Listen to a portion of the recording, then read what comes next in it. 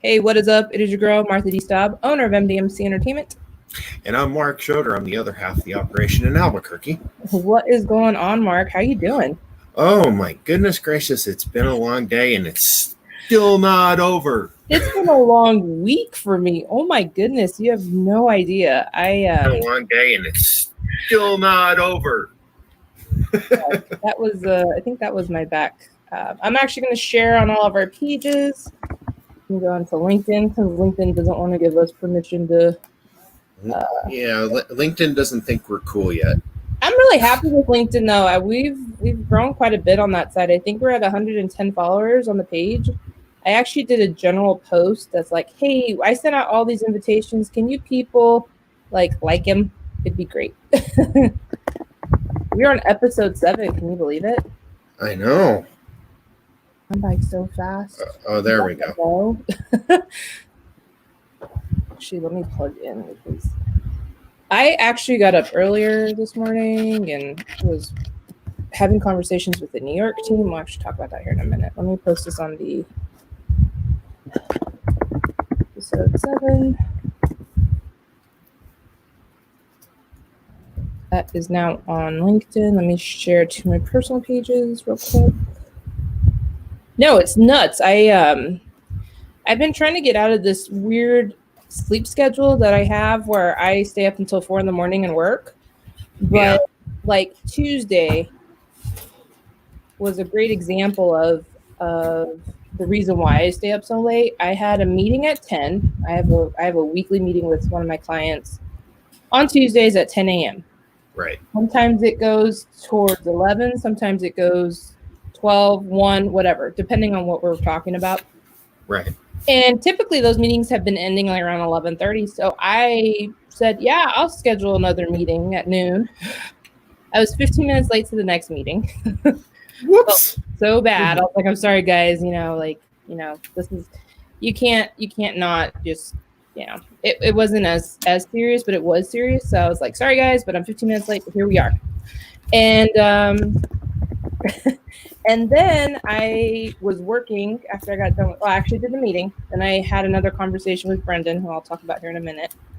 And then I was working, and then I thought of you, and I called you real quick. That turned into a 45-minute conversation. Like always. Hung up the phone, started working again, and then my attorney calls, and so I'm talking to him for another 45 minutes. I'm like, by the time I was done, it was 4 o'clock. I hadn't got nothing done. Whoops. Nuts.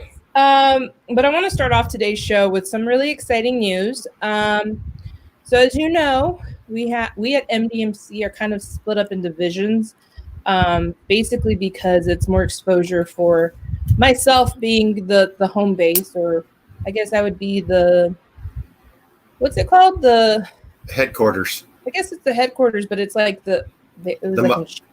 The mothership. Well, not really the mothership, but whatever. But, I'm headquartered here in San Diego, and luckily for me, I have amazing people that have stood behind what I'm trying to do here.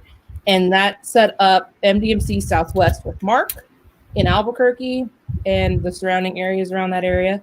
Mm-hmm. And then MDMC East, all of my 2 boys in New York, Louis and Eddie, that are out there in New York City. And super exciting things are happening in the New York sector. As we have been posting on our social media, we have been talking about what's going on in New York. We're starting to post teasers and stuff. I posted the video or the picture of the Unisphere out in Queens with MDMC logos and stuff. There's really some really cool stuff happening. But Louis has decided to move forward and create a new show for our MDMC YouTube channel called The Development. He's going to be talking to various entrepreneurs in the New York area, and he's already lined up many interviews. The first one, we're actually going to give a little plug to. The first one is with one of our friends, Alex Acevedo. He started a podcast due to COVID because, what else is there due to COVID? He got inspired by another podcaster, and he said, you know what, I'm going to do it myself. And so he has a podcast called Facts of Lyfe. You can go on Instagram and follow him.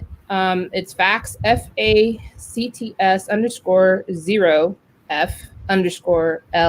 _0F_LYFE. Now, this is a podcast. It's just a couple dudes sitting around shooting the shit, but it's really good. I've actually, I didn't know about it until Lewis told me. He's like, hey, yeah, I got an interview. And he started telling me what he was doing. I was like, he wants to interview with us? That's cool. I was like, all right, let's do it. And I didn't know anything about it. I didn't even know it was on Spotify or anything. And so I was like, okay, I guess I should listen to this to see. So I started listening to a couple episodes, and then again, me trying to get on a regular sleep schedule, I was like, I'm going to go to bed.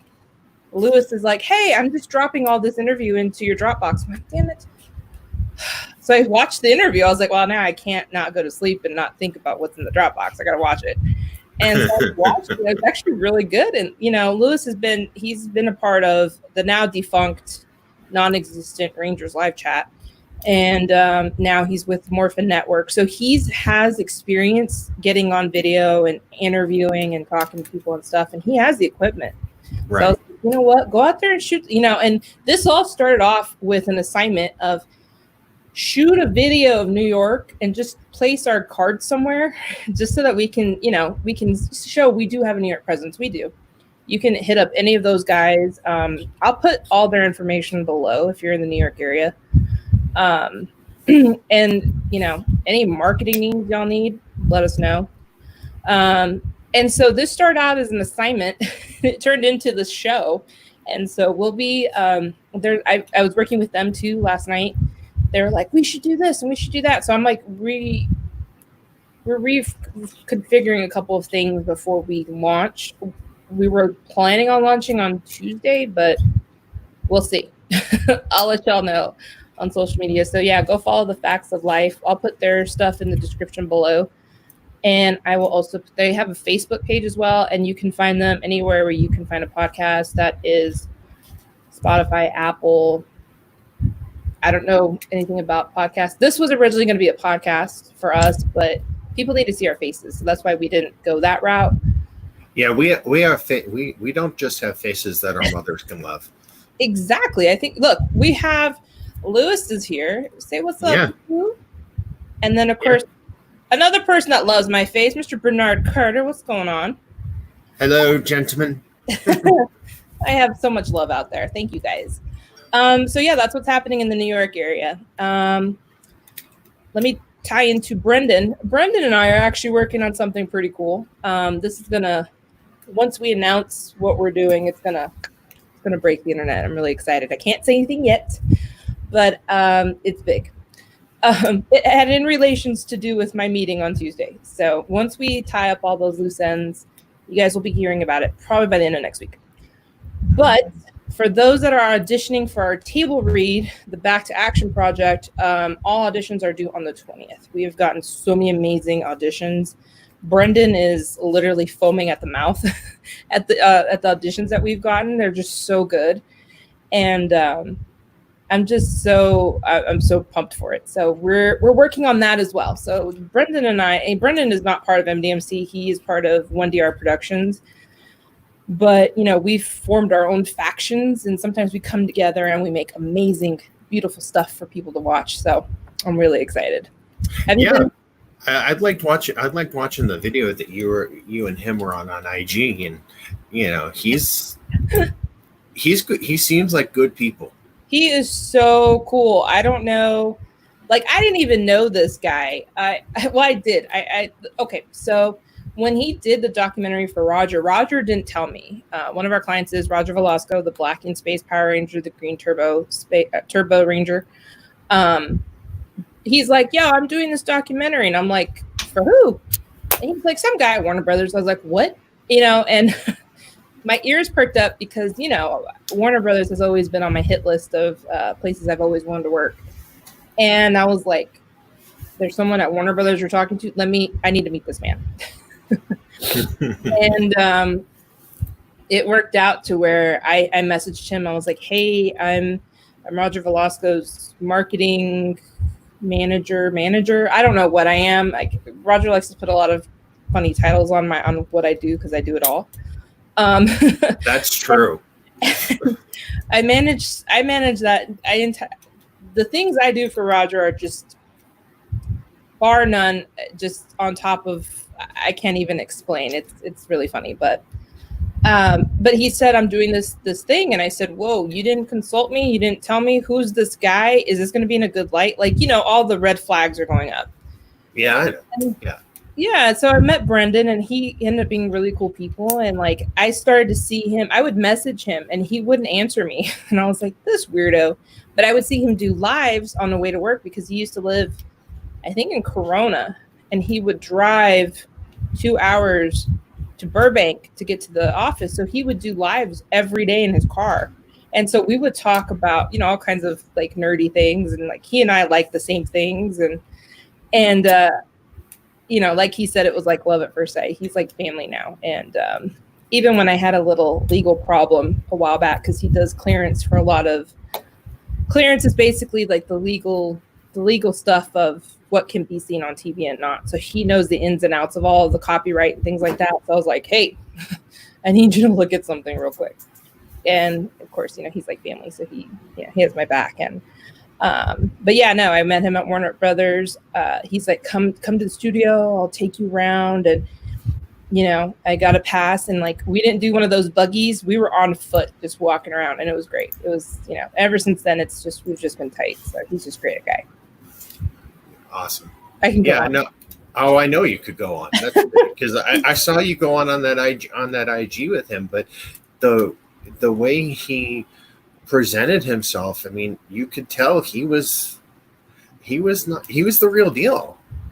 You know? And he was so great when I was applying for jobs at Warner Brothers. He's like, yeah, definitely put down my reference name, put down what department I'm in. And so I was applying quite a bit. And he was like, send me what you're applying to and I'll send it to the recruiter. And so he was doing that for me for a while. It's just really hard to get into. Right. It's kind of like someone has to die before you get in there. Basically, yeah. And so it's kind of like Southwest Airlines.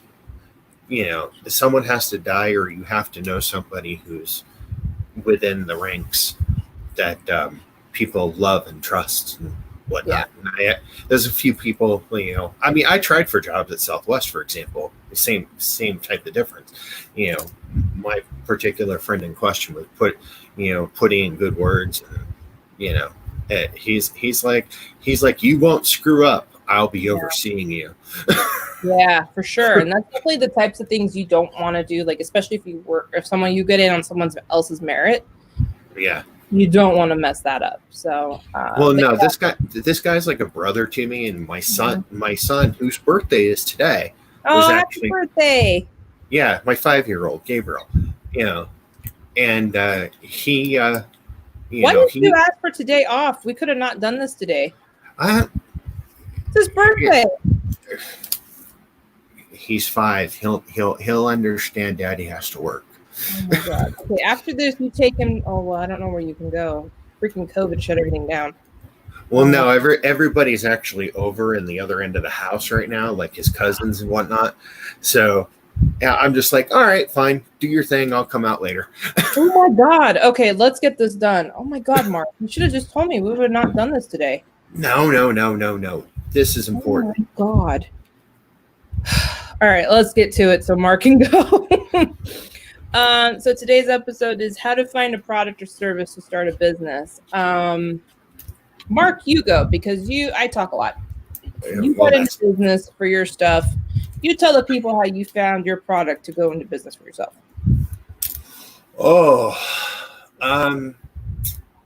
where do I start? I could go 2 ways with it. Which way do you want me to go? Any way you want, I guess. That's what he said. I'm an Office fan, guys. Yes, I know. No, I'll go with it. But one of the things that I actually have done ever since I was a kid was collect baseball cards and other sports memorabilia. Mm-hmm. And occasionally I would drift into wrestling, actual celebrities, those who I've met, blah, blah, blah. But the thing is that I ended up finding that, hey, this is a business. I can make a business out of this. Mm-hmm. I've been doing it since 2000 as an adult. How do you think my undergrad got partly paid for? Right.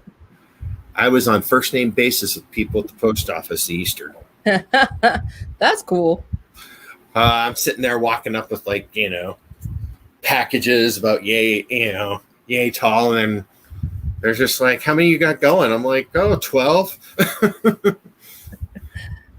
But no, basically it was something that, I still collect for myself, but yet I still get stuff and turn it around for resale, like jerseys, autographed jerseys, autographed helmets, just to name a couple of things. Right. And with I just knew that it was an easy, people are going to buy it, but the thing is that as long as you niche down your market, especially in sports memorabilia, collectibles, etc., you'll find people that'll come. People who end up buying from me, and this is something I've figured out within the last couple of years, is basically they like to buy the vintage stuff. Mm-hmm. They like autographs. They love autographs. Autographs is the best. As long as they're legit. As long as they're legit. I get mine in person, so. But yeah, do you sell authentication as well so that people know it's real? Well, I don't put it up there unless I can put my money behind it. Right. If I can't put my money behind it, I'll give you a perfect example. I had a Wayne Gretzky at one point that I got through the mail. Mm-hmm. The thing is that you do your research, you'll find out that through the mail, he just signs with an auto pen. Really? Yeah. And a lot of people do that. I got one from Jack Hanna the other day. The guy that one who's on he was on GMA. He was, I think, the Tonight Show a little bit. Mm-hmm.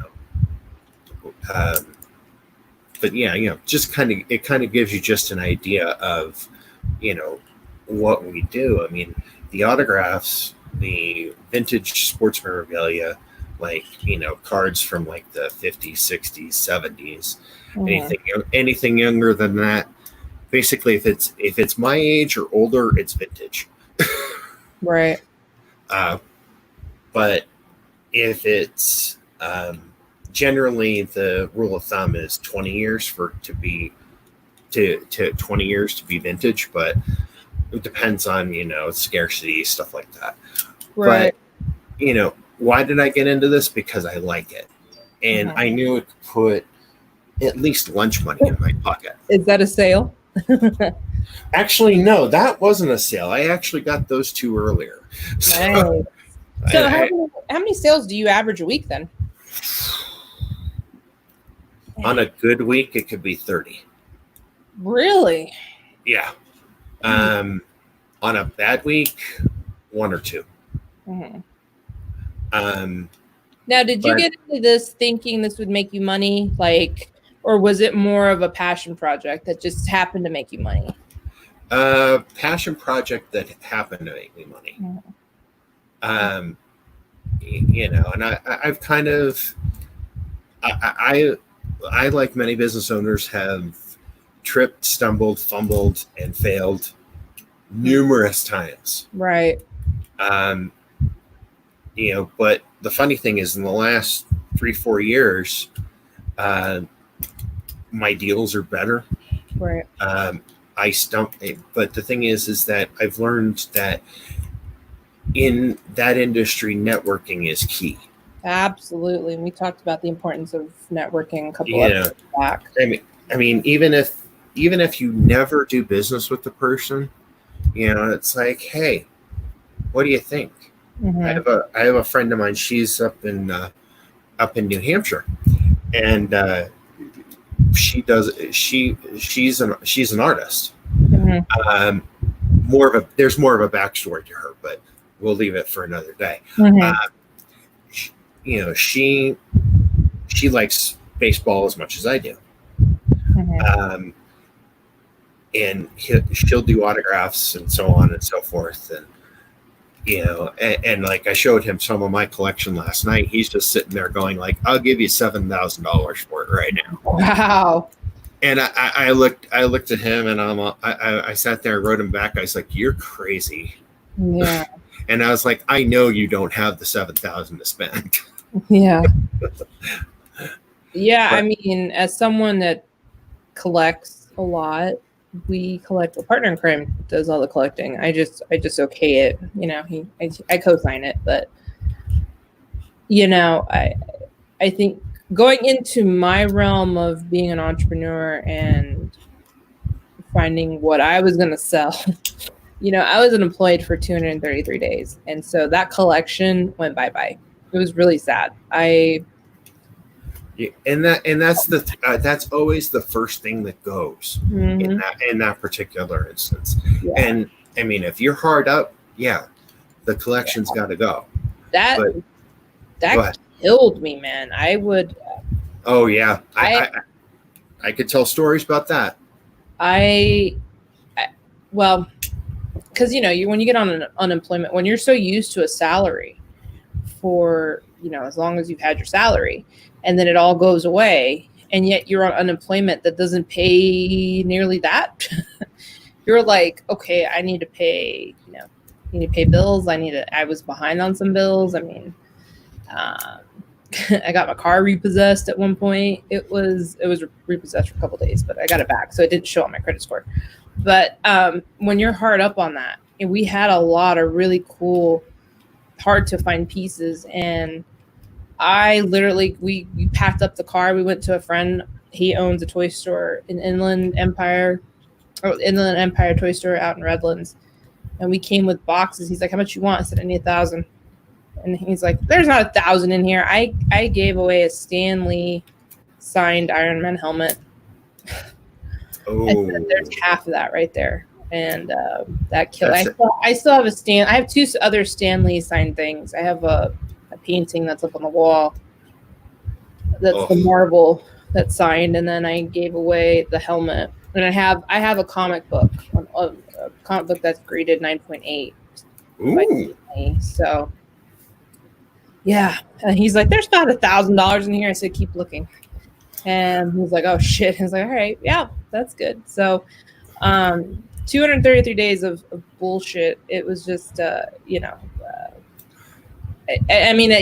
know it's just things, and I know we can replace some of them, which we have, luckily. I've done a 180 on my life. I could probably write a whole book about that entire process, but it was comforting to know that what we had was valuable enough to sell. Right. And the thing is that a lot of people, don't really realize that because, I mean, especially now with unemployment being almost, I think it's like 11.4% nationwide right now. Yeah. I mean, we had under 3% unemployment for years up until this. Mm-hmm. And the thing is that we, as a nation, obviously, we're attached to our stuff. Yeah. We're attached to our stuff. Like, this, my iPad that has cellular on it. Mm-hmm. But that, if you need to sell it, you got to sell it. Yeah. It's all about priorities. Right. I mean, it's kind of like the 40-year-old virgin all over again. Mm-hmm. Yeah. But, I think, for me, getting into figuring out what I had to get into business for myself, and how I was going to sell it. It just basically came from years of skill. It just came from, me building up these companies and, adding in that digital marketing aspect. And I'm like, look, if I can do this for one, I can do this for many. And, I kind of fell into it.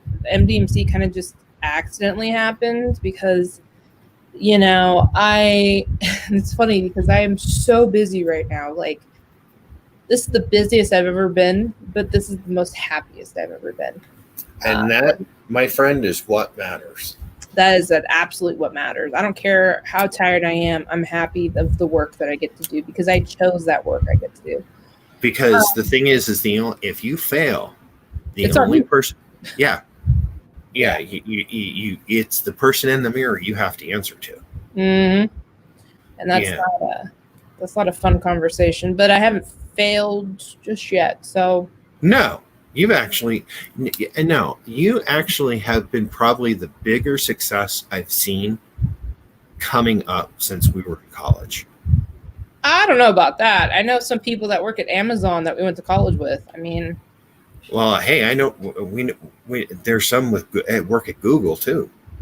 Yeah, I don't think I'm the biggest success out of that. I think I'm one of them for sure. But the thing is you're working for yourself. You're not drawing a paycheck. Yeah. You're actually doing what you want to do. And that was one of the biggest things that I wanted to do when I went into business, when I owned my own firm. Mm-hmm. You know, obviously I've started and stopped companies over the years more times than I can count. Right.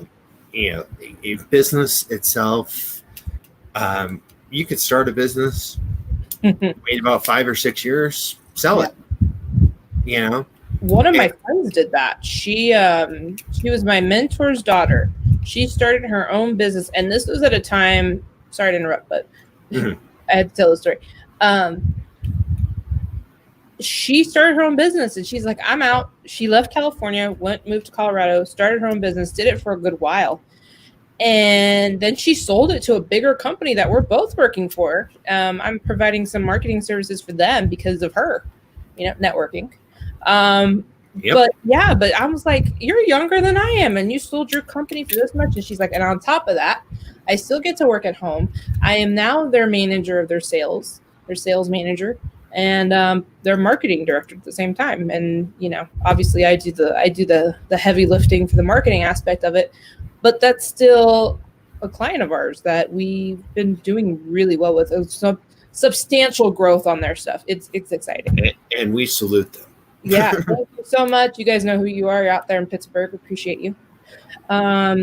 Steel City. I told her, I said, "When are we going?" You know, and then COVID happened. Because I was really excited. I really wanted to go out there because they have this company is quite large. They have their headquarters, then they have another company down south from there. So I was like, that's really exciting. So I'm like, that's what I want MDMC to do at some point. Just have two main presence. But for me, you know, I wanted to be able, because I remember sitting at a job and I had a friend of mine that we would just sit there and talk about how awful our jobs were. And I was like, man, I really wish I could just, you know. Do I know this job? Yes, you do. Okay, fair enough. And, I want to make sure I was on the same page. And I was like, man, I just want to do like market fun stuff. I want to do like, I just want to market something that's fun. This shit's boring, which is funny because I'm doing similar stuff there, but I'm doing it for myself. And like, you know, that's what I was telling my partner in crime. I said, yes, I'm at a desk all day, but I'm happy at this desk because I'm in my home. I can do whatever the hell I want. You know, you can go take a nap after this if you really wanted to. Absolutely. I've done that before. Dude, me too. I'm like, I'm out. Bye. But yeah, that's the beauty of it. And, you know, I remember I was at a job and someone came in and says, hey, I want to make a website for, you know, he's like, you're in marketing. Would you do this? And I was like, well, yeah, no big deal. I'm like, you know, so we've talked. I actually have to renew. He's one of our clients. 7 Lamps Entertainment. They're a music production company. They're kind of in and out of what they're doing. I'm not really doing much for them right now because they're busy. They have a full-time job, so they have not produced any new stuff lately. So I can't really push it. But right. this guy starts telling me about this at my job. I'm at my desk working. He comes in, he just came out of a job, and he was like, yeah, I want to do this, and this. The GM overheard the conversation, and I guess he went and told my boss. So I go into my weekly meeting, and my boss was like, I heard that so-and-so has solicited your services. I was like, yeah. And she was like, I want you to know that you can't do that here. I said, what do you mean? She's like, oh, I don't want you working on that on company time. I said, well, no, duh. Like, I'm not going to do that on company time. This wasn't something that would be done, obviously, at home. Well, right. And I was like, I'm not dumb to do that here. And she's like, I just want to make sure, because they didn't like that guy. Oh. And, that's why. And I was like, I don't understand what the deal is. But I was like, okay, that's perfectly fine. I understand where you're coming from. Obviously, I'm not going to do that here. Duh. And she's like, all right, thanks. And so I was like, okay, that's really weird. But I remember, actually, it's kind of funny because there were other people starting their businesses. This company was just a joke. And the people were starting businesses while they were working there. And one dude just went up and left and became the competition. And I remember being in a marketing meeting, they were like, oh, we're so pissed. This guy started his own business on our freaking time. And I said, oh. And I don't think it was necessarily on their time. It was a matter of it just kind of happened. And right. they're just pissed because he's now a competitor. Right. And that's one of the things that I always worried about. I was like, great, and they knew when I did my interview, I was like, yeah, I am a freelancer. I do stuff on the side, obviously, so they knew I was very much intertwined in Hollywood and LA, because at one point I was working a trade show, and they're like, you can take Monday off. I was like, can I actually take Friday off instead? And they're like, yeah. Okay, yeah, if you want to work, whatever it was, 14 days straight. And Mara, hold on a second. Yeah, that's fine. Hold on. The wonderful part of being in business and being live, doing something where a client takes priority. Sorry. She was like, you okay? I'm like, yeah, I'm fine. I'm sorry. I didn't, obviously I turned off my notifications on my laptop because I don't want them to ring. Yeah. But I took a Friday off to go film a trailer for a movie. I was like, well, I mean, if I get a free day anyway, can I just pick the day? And she's like, yeah, that's fine. Call me when you're done. Got it. Okay, this will be a quick show. But yeah, and so we ended up doing that, and so they knew I was already doing stuff on the side. And so it's kind of funny because all of my papers for this business didn't hit through until 2020. So it's been several years since I've been detached from them. So none of this was happening on their time. But, right. But the thing is that I've seen people, even at that company, that were like, I just want to work here and I want to do this and I want to do that. And I've seen people just start off being bloggers. And then eventually I saw them turn into like, I'm gonna start a business, because they listened to a podcast, and then they created their business, and then it was like a storefront online.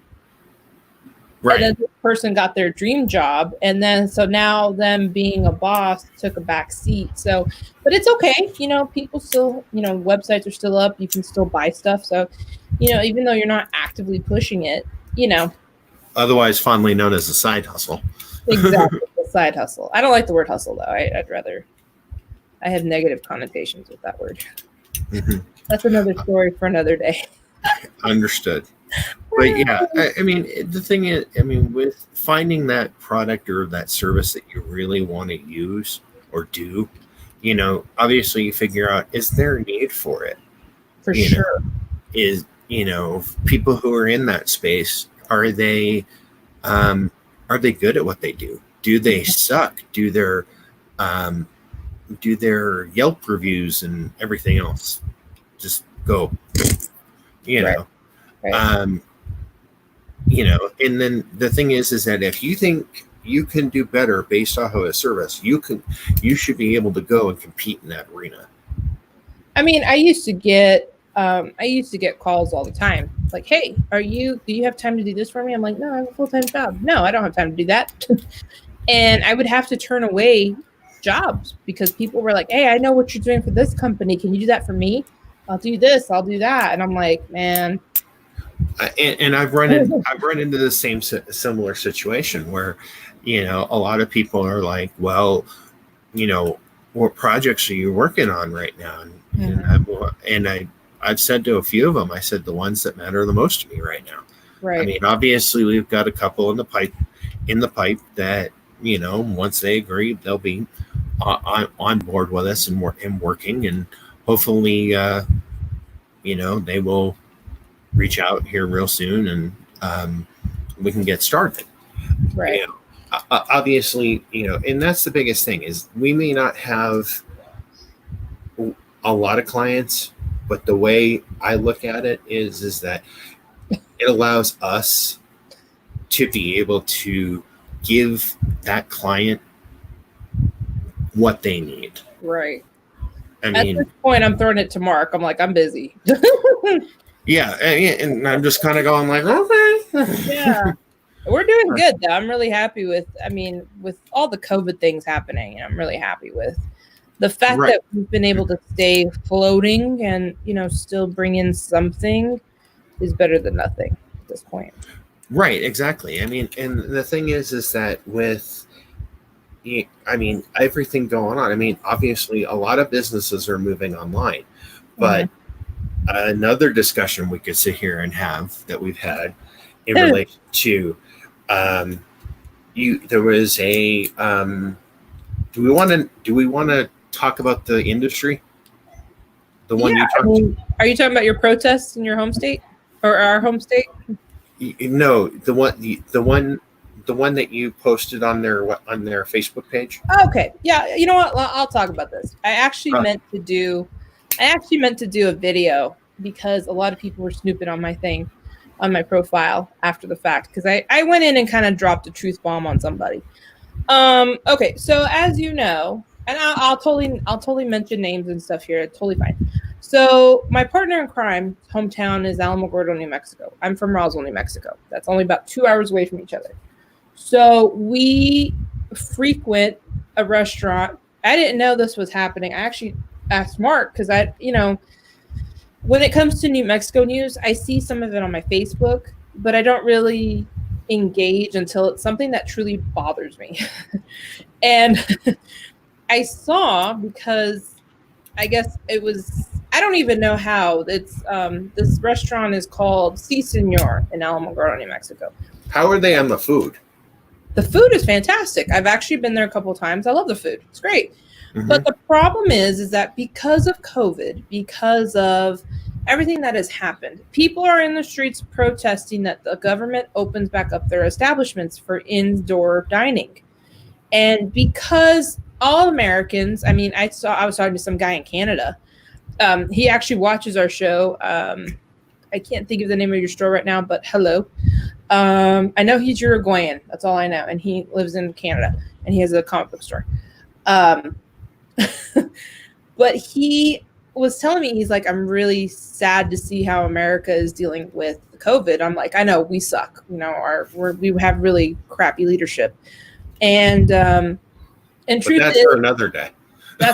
I don't even want to get into that. We'll be here forever. We got things to do, so we're gonna wrap this up quick. But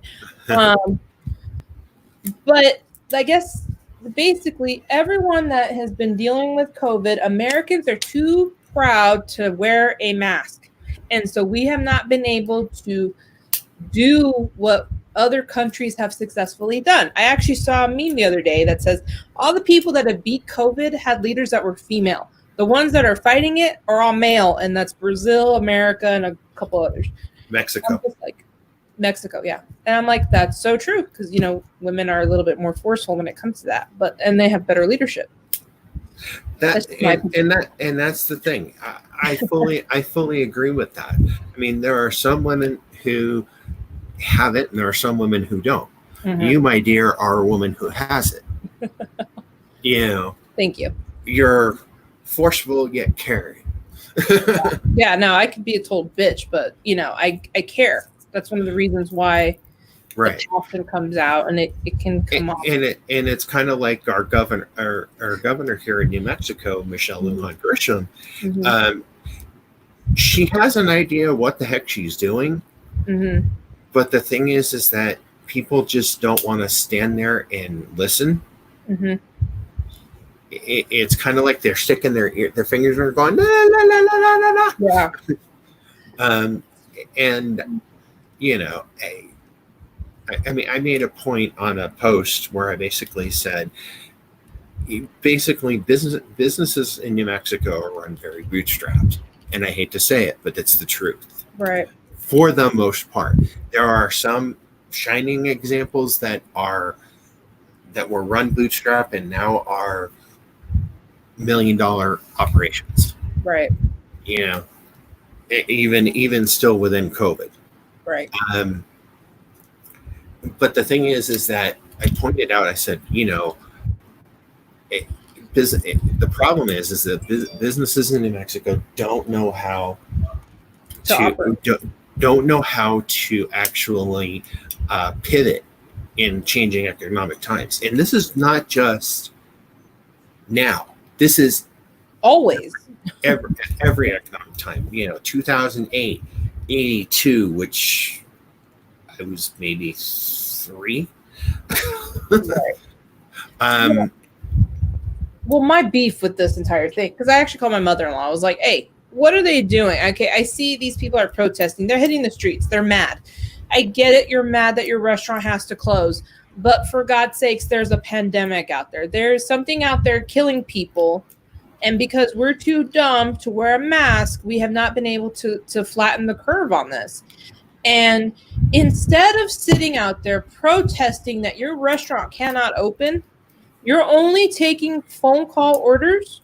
You don't know how to keep your staff busy. Here's the thing. All you business owners that are out there protesting, bitching about your business being shut down, what are you doing to turn that curve? These people, this restaurant, and then maybe it's just the restaurant deal in general, there was nothing that said you can do Uber Eats. There was no online order optioning. I said I would turn half of that staff into delivery. Keep them on the payroll, have them deliver. I would take all the furniture in the inside, or I would invest, pull out a loan. I know they're giving out loans. Make your outdoor restaurant available. And I know everyone was bitching about, oh, well, it's fucking hot here in New Mexico. Look, a lot of people traveled to fancy resorts before COVID and ate outside al fresco just fine. You can do the same thing. You can get fans. You can get those things that shoot out water. Misters. You can do all kinds of things to save your business. And they said outdoor dining is still optional. Why aren't you fixing that? Why are you out there pivoting out there with a sign saying that you need to save your business? You're not saving your own business. You're out there crying. Get your ass up and fix your business. That's what I'm pissed about. And I have all these people I have one guy was like, so what? Are you trying to do a sales pitch? I said, no, I'm stating a fucking fact. And everyone's like, you're not even from here. I said, yes, I am. Actually, Alamogordo is home to one of our CEOs. Yes, Alamogordo is home. We do come back home at least once or twice a year. Yes, I know that's not a lot, but we come back home. This is home. If you can't save your business, you don't deserve to be in business. Point blank. Ugh, that shit pissed me off. And then someone's like, well, are you done with all your fancy words? I was like, wow, if this is fancy, New Mexico has a very big problem because, my partner in crime and I have been really wrestling around with the idea of really figuring out if we really want to take over that market. And I'm thinking if that market is that stubborn, maybe not. Because it's just, I'm telling you, business owners are very stuck in their ways. They are probably too old to get into the advanced technological sphere of things.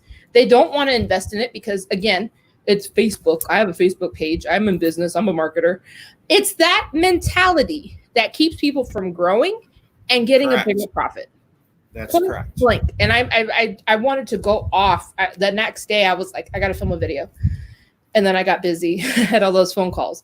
But if you're sitting out there with a fucking sign, you don't deserve to be in business. You deserve your business to be shut down. Well, and that's the point. That was one of the points I made in the post on the governor's Facebook page, where I basically said, this is showing the weaknesses of businesses, and the weak generally don't survive. They don't. I mean, you know, there are times. I mean, there have been a few years that I've run, you know, where I ended up running $1,000 profit, and that was it. Mm-hmm. You know, but the thing is that I was still successful. I had a profit. Yeah. Yeah, it was small, but you know, I learned from my mistakes and move on to the next year. And see, some of these people don't have time to make that mistake. They either make it, because a lot of them were saying we can't afford a next wave of being shut down. You're not shut down. You just haven't adapted to your systems yet. You haven't put the systems in place, which you should have. You know, I have talent agents right now that are looking for another source of income. I said, well, what are you good at? You know, what can you sell to people that people might need? That's and they're trying to figure it out. I mean, and actually, I'm trying to. One of the things that I'm going to do is talk to my wife about going back to school for digital marketing. Mm-hmm. I figure we could use the extra hands.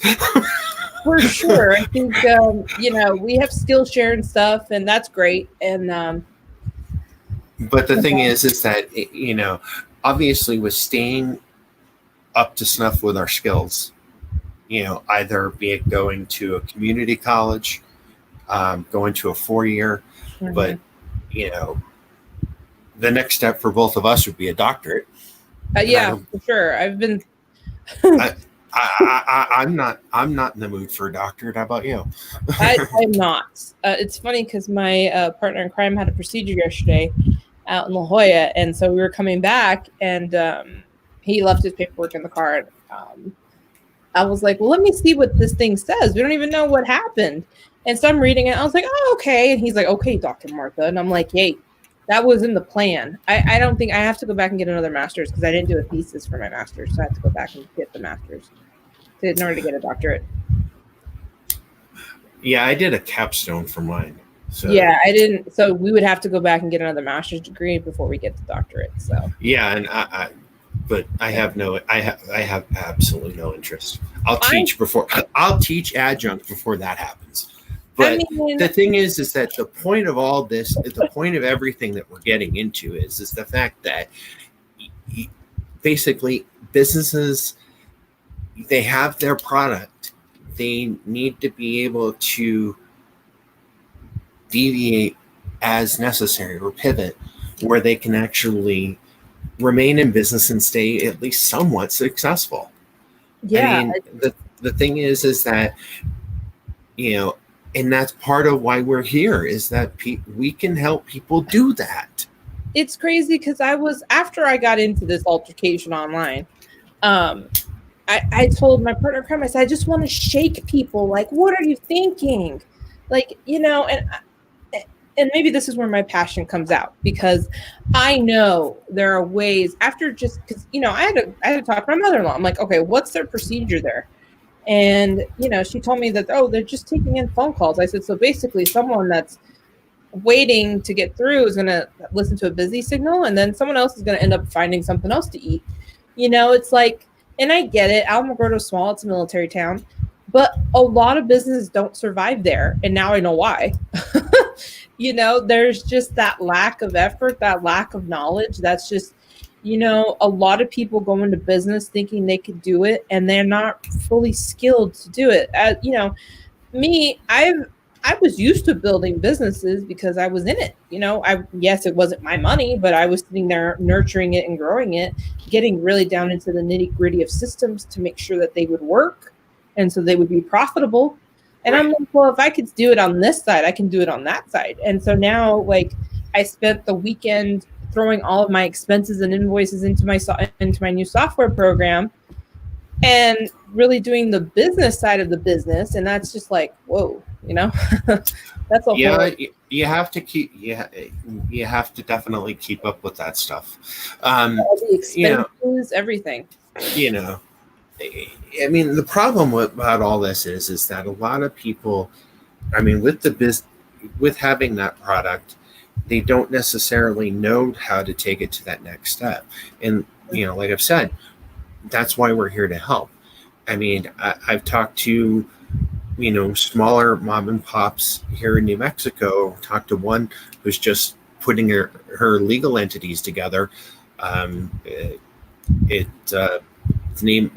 It's business around is basically all encompassed around macaroons. And I went, I remember that. Yeah. That sounds good. Let me see if I can talk to them. Yeah. And just for the food aspect, I didn't want to. I wasn't actually. I mean, I was like, hey, if you need it, please remember me. Yeah, for sure. You look like you have a good product, and it looks like you have a good start on what you're doing. I was like, but if you need help, let me know. For sure. And that's a large part of what we're trying to do now, is that we're going to be focusing. We're going to look and talk to business owners who, they may be doing really well with their social media, but really, in all reality, who has time to handle it? No one. We do. Except us. We do it really well.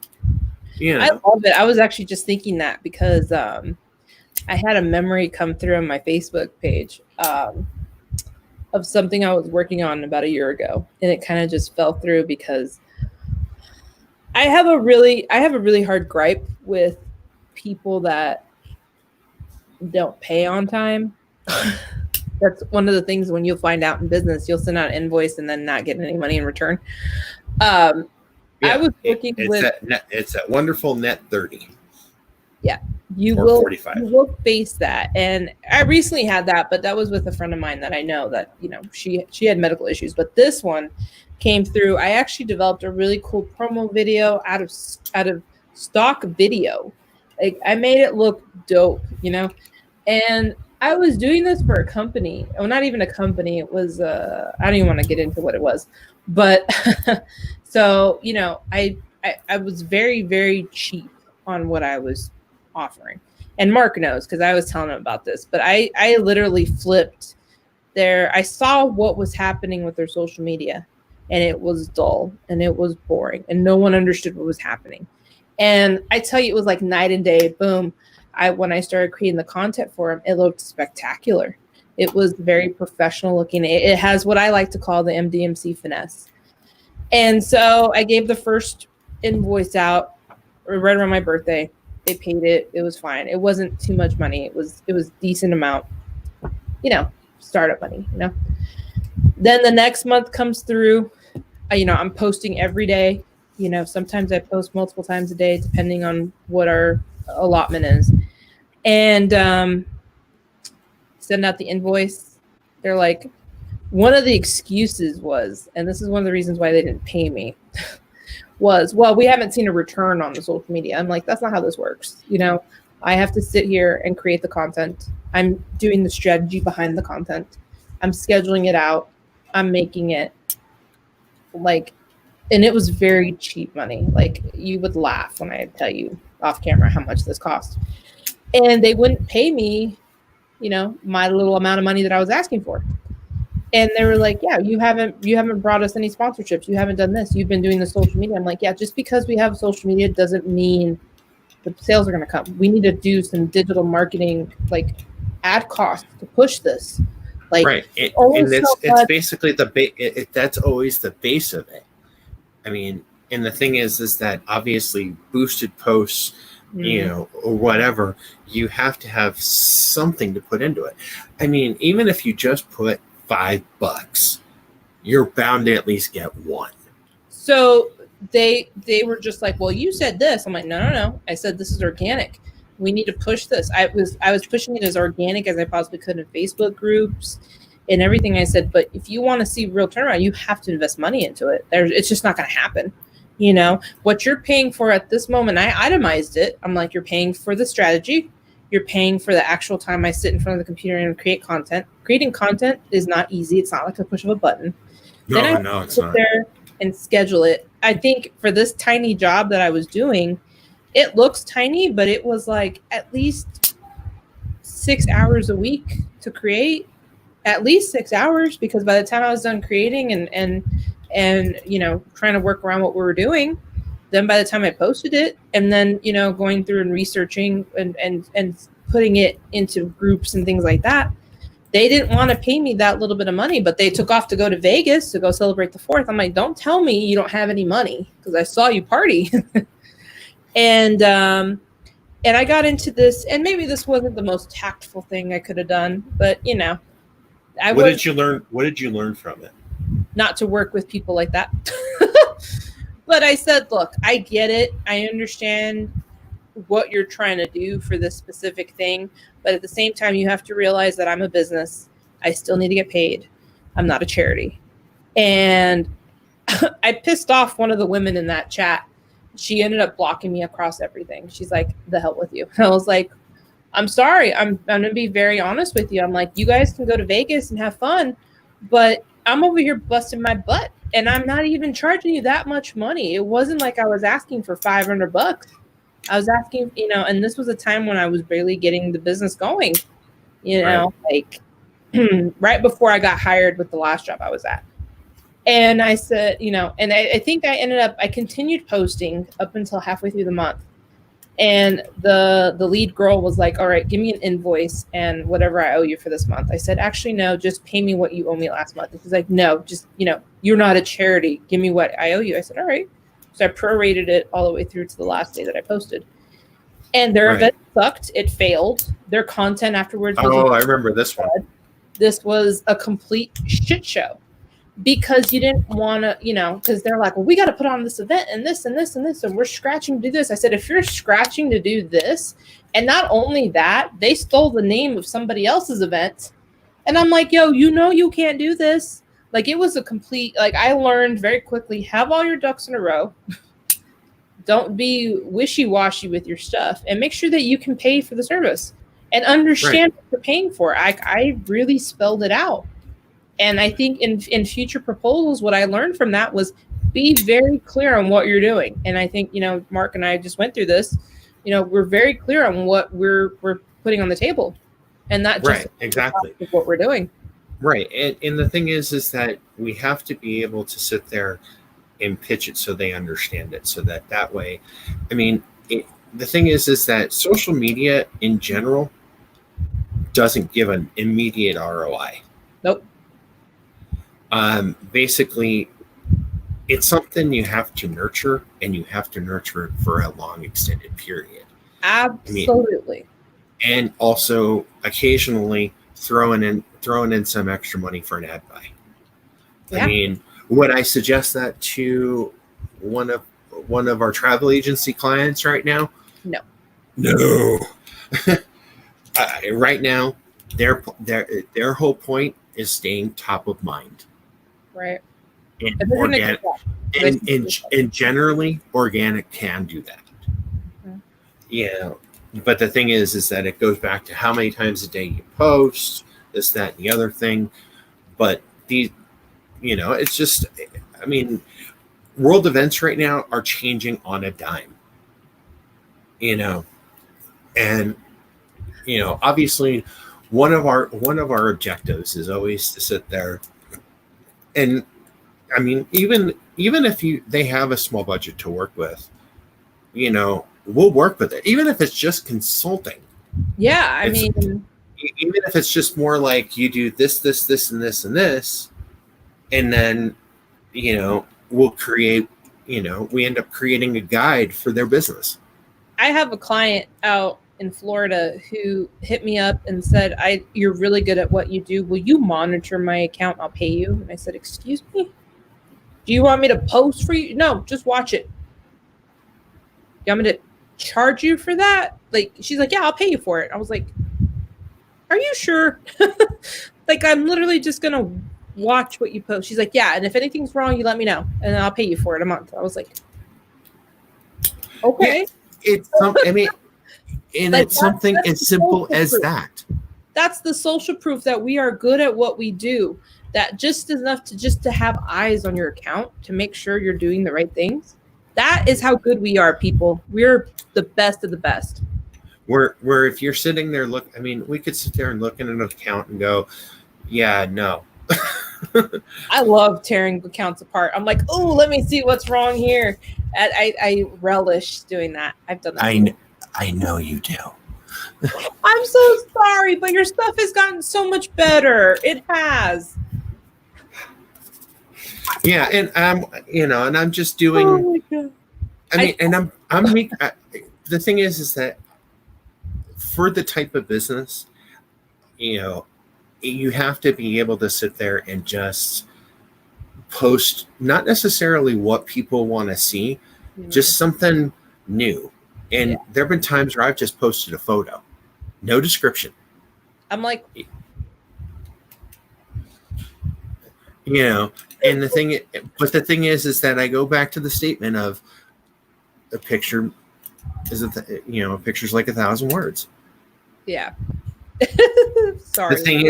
The thing is that if people want to sit there, if it's a baseball card from 1959 of Ted Williams, for example, which is, I'm actually going to do a new hashtag for that. It's 10 Days of Ted. Oh, cool. Okay. We're basically, and I'm going to do autograph porn as another, as another hashtag. I'm being horrible. I know. I like it. But the thing is that with those two hashtags, and even if you're not putting a description, most of the people, especially in my sphere, know what they want. Mm-hmm. The thing is that if I were to post an autograph of Roger Velasco, for example, and I shared that to put different hashtags for the Morphin Network and all their other stuff on it, that would be a way I would attract a client. Power Rangers is the best. That's where I get all my likes. Yeah, but that's just a loose example. Yeah. We love Roger. Roger's a good guy. Roger's a good guy. I need to meet him. He's a great guy. I love him to bits. He was asking me the other day, he's like, do you have my flight suit? And I'm like, yeah, it's in my closet. Why? He's like, can you bring it to me? I'm like, sure. And then, Roger is his own little powerhouse as well. He's a broker. So he and I are on the same schedule. Actually, he was texting me the other night at 2 a.m. and I'm over here texting back and we're talking business. I'm like, wow, and he's like, that entrepreneur life though. And I was like, yeah, I know. But that's exactly right. The thing is that being an entrepreneur isn't necessarily just 9 to 5. No, it's not. I try to do that schedule, but I can't. The thing is that in our industry, it can be upwards of a 24/7 situation. I think, because one false move on one false post on social media, i.e., getting hacked, like the thing with Twitter and all the other well-known folks who got their accounts hacked with a deal for Bitcoin, I think it was. Yeah, I saw that. Yeah. Yeah. But the thing is that, it's people like us that watch those types of accounts. Right. So that when we see that stuff, we either report it to the media platform or we handle it ourselves. Right. The thing is that you really have to watch what you post. And I give you a perfect example. A local brewery here in town basically was ranting about the governor's orders in regards to the restaurants. But everybody let him have it. And the thing is that the New Mexico United, the soccer team that's here in Albuquerque, they have a large fan base. And I do mean large. or otherwise fondly known as a football club for those who are across the pond, like my sister. Right. You know, and the thing is that once this owner of this brewery said all that stuff, this fan base separated, which usually watch their away games there, is no longer watching their away games there. Wow. And the thing is that they fill the stadium that they play in, which is a minor league baseball park that's owned by the state. That's 16,000 people. They fill it every time. The minor league team doesn't even do that. Right. So I mean, they could tell you how much of a following this team actually has. Right. So, and the thing is that you have to really do watch what you say when you do that. And it goes back to the fact that if you don't watch what you say when you do that, it's going to hurt your product. Look, I was worried all these people from Alamogordo were going to report my account because I pissed off quite a few people. Well, the thing is that you were talking logic. But people don't want to listen to it because they're like, you know, someone's like, most businesses out here are losing money. I'm like, well, gee, why is that? Like, tell me why you think that is, you know? And so Mark came up with a really good idea. And actually I have seen when I was working in the coaching sphere with somebody, their Facebook accounts would mostly be geared towards the business. It wasn't really the private accounts. And I have made the drastic mistake. And I actually have to be careful because I wear my MDMC shirt. Actually, Mark, you'll be getting yours here soon. I got to place an order. But I was wearing my MDMC shirt and I was thinking, damn, I better be careful because I'm repping my company on my shirt. So don't do nothing stupid in the stores. But same thing online. I was really worried because everyone was looking into me. They're like, you're not even from here. You're in San Diego. And I'm like, well, you know, New Mexico's home. I actually changed my personal IG to New Mexico native California business owner because that's pretty dope in my book. Yeah. But a lot of coaches in the coaching sphere have their Facebook account strictly for business. And Mark and I decided to do that because it makes sense. And it shows that I come here. You know, it has my high school, my colleges, all the colleges I attended, where I lived, my hometown, where I currently live. So you can't come back at me and be like, I don't know shit. I do. So we're gonna. I mean, it's not that we're saying everything that we're saying because we're just venting to vent. No, we're just disappointed in the fact that New Mexico businesses are like this.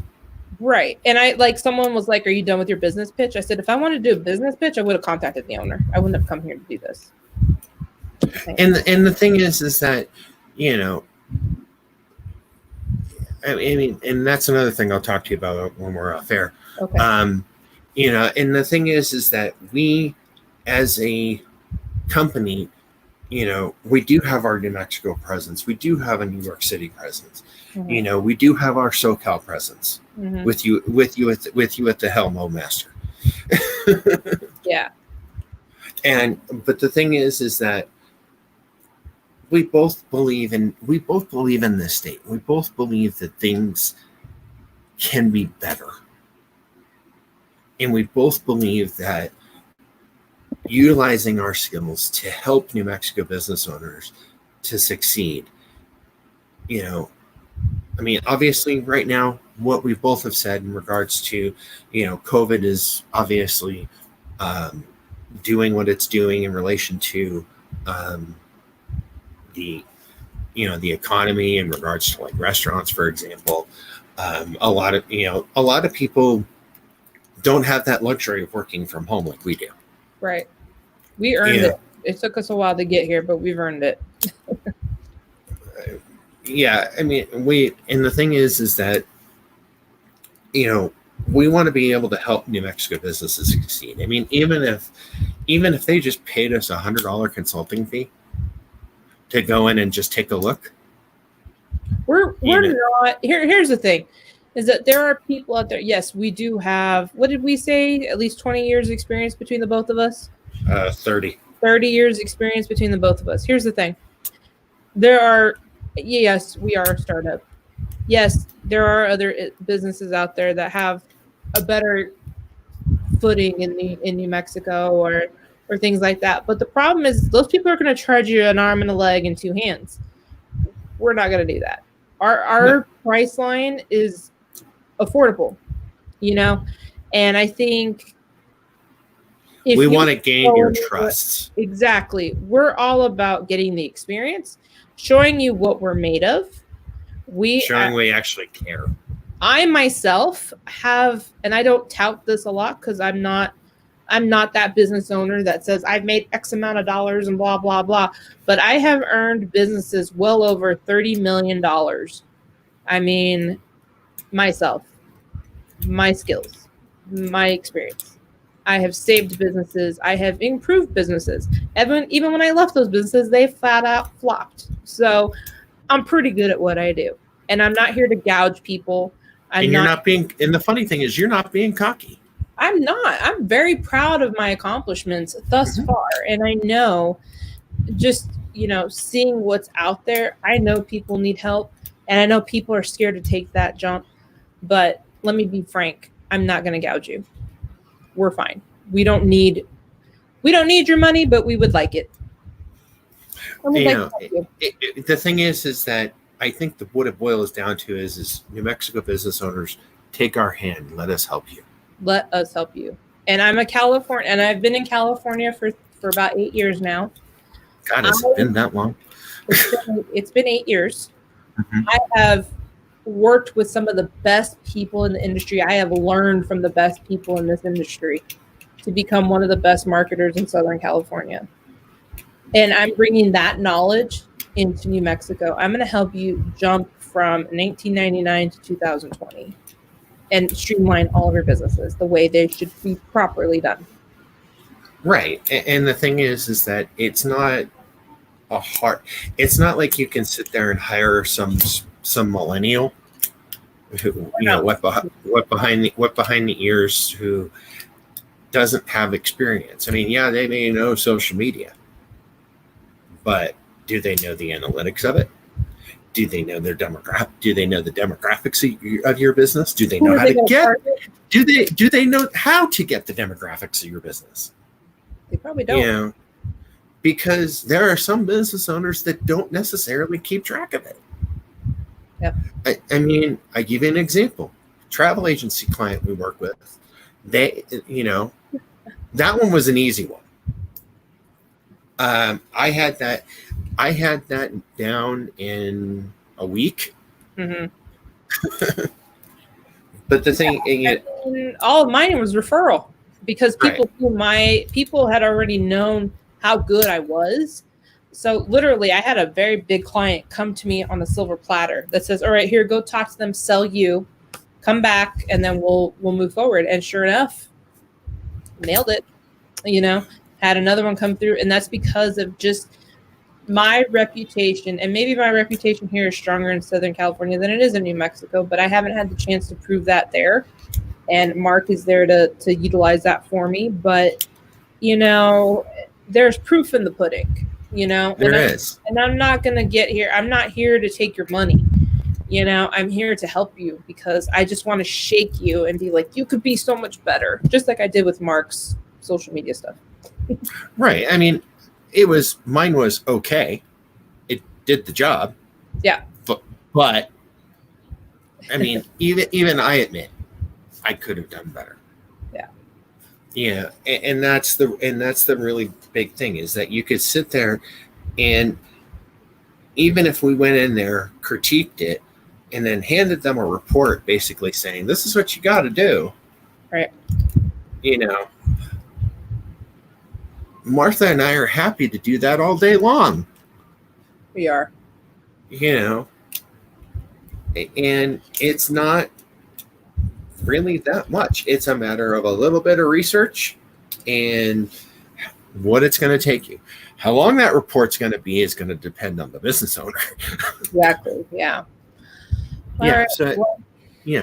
I mean, it just really depends on how, and we'll leave it with this, is the fact that our bottom line point is that we actually are caring about the fact that we want to make New Mexico a better place.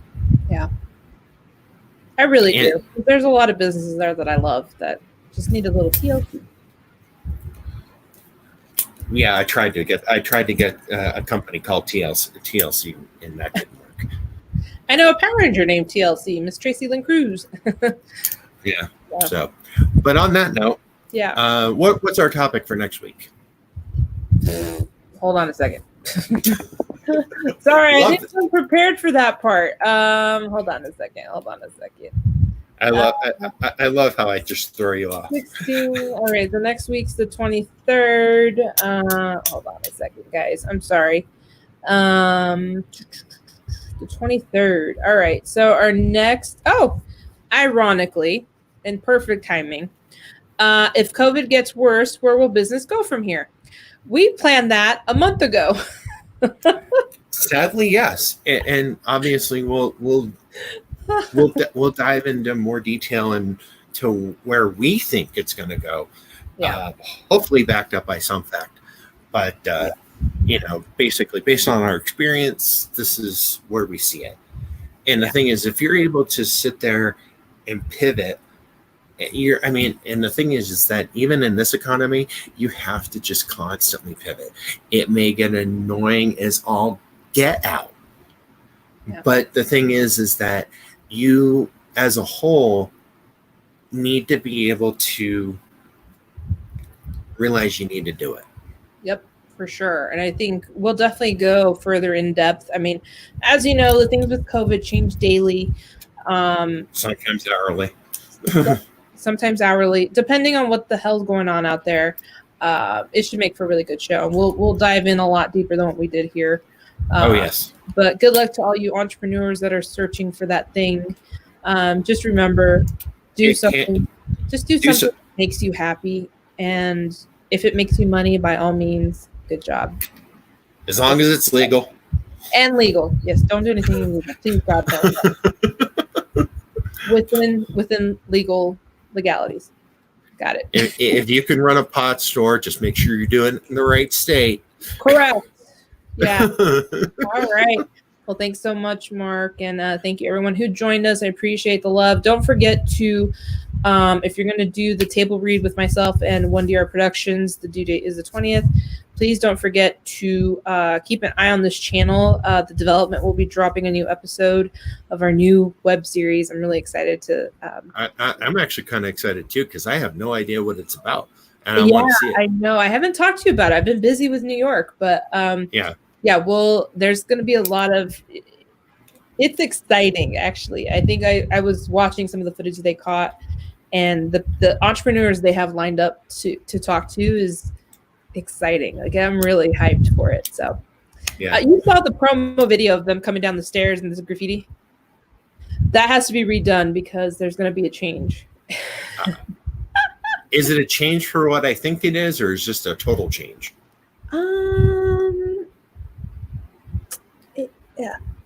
Well, we solidified the fact that San Diego is the mothership or the flagship of the company, but New York has a little different taste, and you'll see. Don't forget to follow the Facts of Lyfe podcast on all streaming services, and I'll link all the links to find them on this description. Alrighty, and obviously like, subscribe, give us that thumbs up, and we will see you next week. See ya. Bye.